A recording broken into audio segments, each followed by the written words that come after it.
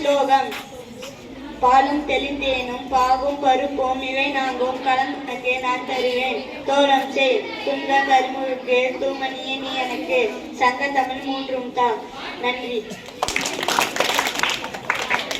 என் பெயர் பரந்தாமன். நான் 8ஆம் வகுப்பு படிக்கின்றேன். ஸ்லோகம்.